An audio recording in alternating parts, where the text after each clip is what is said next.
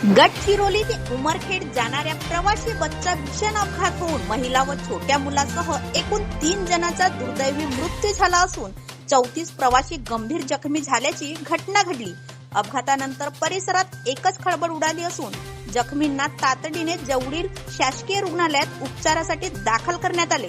अपघाताची माहिती मिळताच वंचित बहुजन आघाडी गडचिरोली जिल्हाध्यक्ष प्राध्यापक प्रशांत देव्हारे यांनी तातडीने रुग्णालयात भेट देत जखमी प्रवाशांची विचारपूस केली।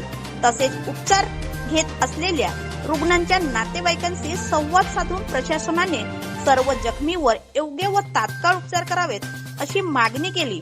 यावेळी प्राध्यापक प्रशांत देव्हारे यांनी अपघातातील मृत व्यक्तींना श्रद्धांजली अर्पण करत त्यांच्या कुटुंबियांना शासनाकडून आर्थिक मदत देण्याची मागणी केली। तसेच अपघाताच्या कारणाची सखोल चौकशी करून दोषींवर कठोर कारवाई करावी अशी मागणीही त्यांनी प्रशासनाकडे केली। अपघातामुळे काही काळ वाहतूक विस्कळीत झाली होती। पोलिसांनी घटनास्थळी धाव घेऊन परिस्थिती नियंत्रणात आणली व पुढील तपास सुरू केला आहे।